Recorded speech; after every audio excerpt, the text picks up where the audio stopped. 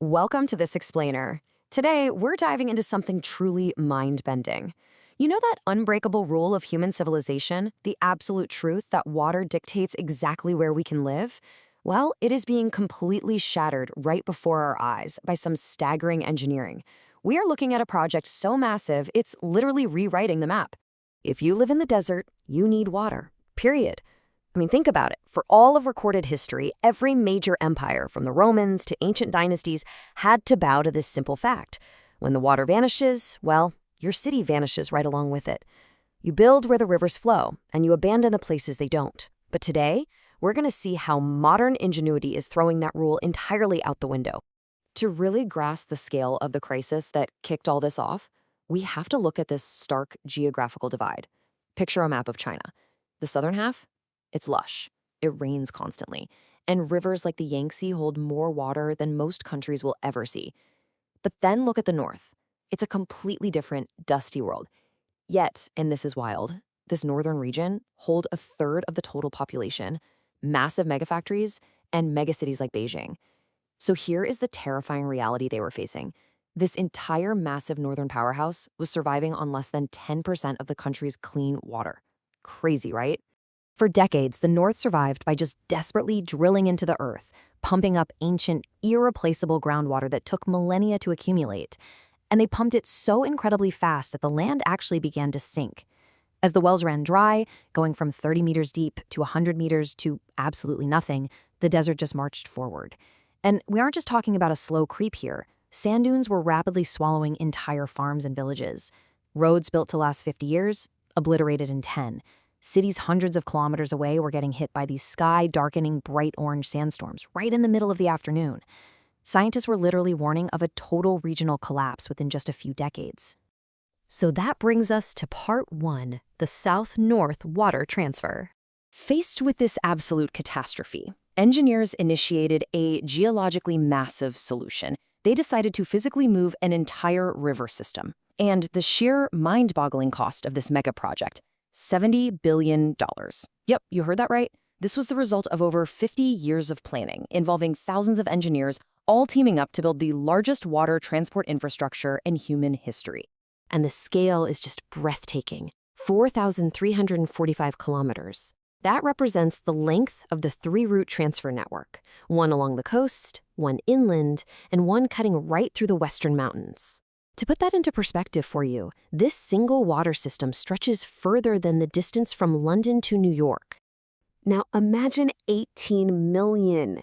That is the number of Olympic swimming pools worth of water this system is designed to move every single year. By 2022, it had already delivered over 50 billion cubic meters of water, basically throwing a lifeline to over 140 million desperate people. It rescued sinking cities like Beijing and brought completely dead farms right back to life. Which leads into part two, the Seawater Pipeline Challenge. But as incredible as that project is, here is the massive complication.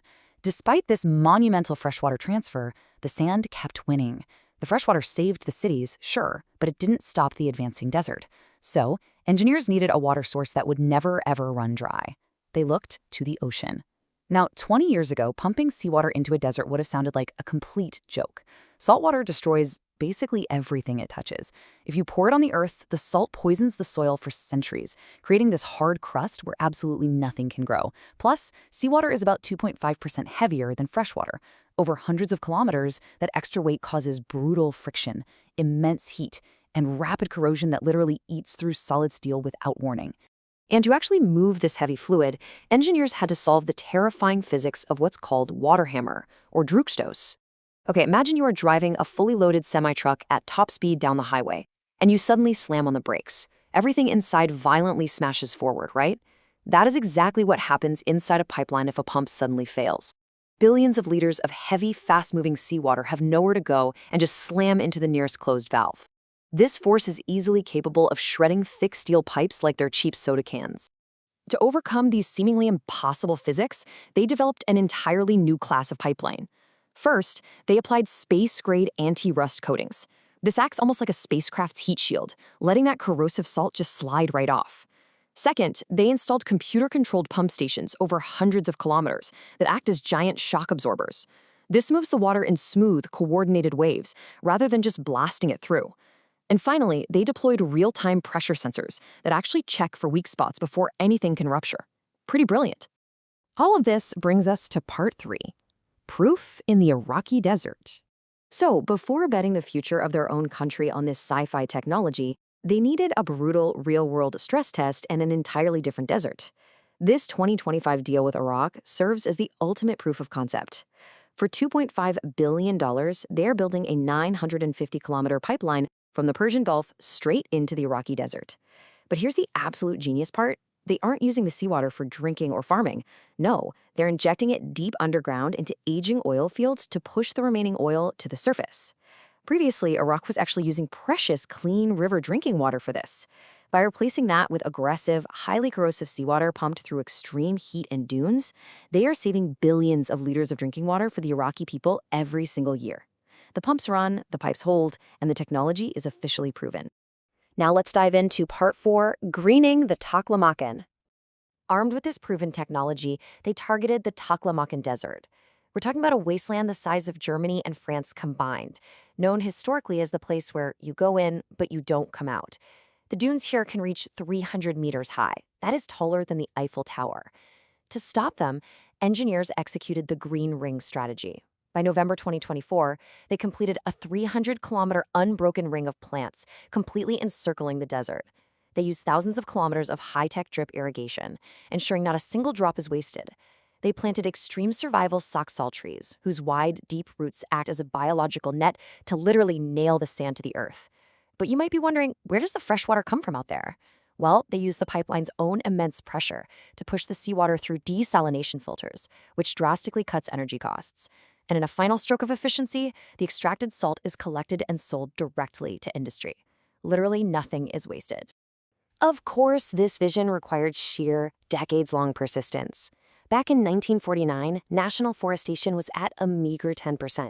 By 1978, a mega protective forest program began.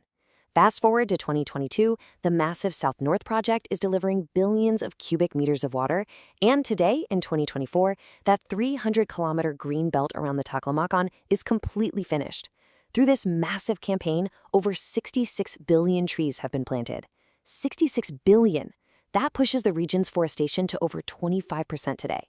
Now, the desert hasn't disappeared, but it has stopped growing. And in this battle, just stopping the sand is a massive, massive victory.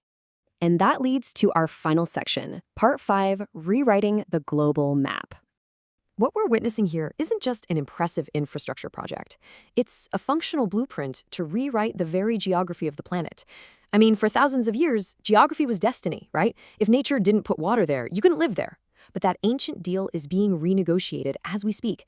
And this exact combination of engineering and biology isn't being kept a secret. It's actually being offered globally right now. Complete packages of pipeline technology, sensors, pump stations, and plant biology are being exported to the Middle East, North Africa, and Central Asia. These are regions that the UN warns are on the absolute brink of total water collapse, where summer heat is already pushing the limits of human survival. Places like the Sahara, the Gobi, and the Atacama, which we've always viewed as fixed, unchangeable parts of the Earth, well, they might not be so permanent after all. It turns out they can be changed. It was just always too expensive, until now. We are literally standing at the dawn of an era where the map is no longer set in stone. We now know that a robust pipeline, incredible engineering, and, a large enough budget can actually transform barren sand into fertile ground. This completely reshapes our understanding of the planet's future, and it leaves us with one really fascinating question to ponder as we wrap up this explainer. If you had access to this technology right now, which desert in the world would you choose to turn green first? Thanks for joining me on this deep dive, and keep questioning the boundaries of what's possible.